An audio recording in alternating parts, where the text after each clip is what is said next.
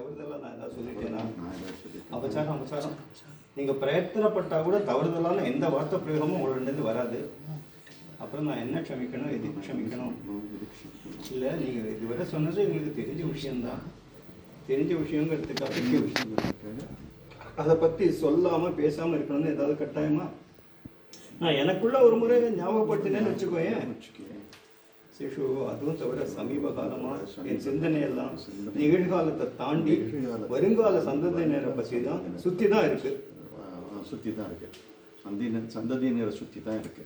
எல்லா சாஸ்திர சம்பிரதாய சடங்குகளில் நம்பிக்கை குறைஞ்சிட்டு வருது, கேள்விகள் அதிகரிச்சுட்டு வருது.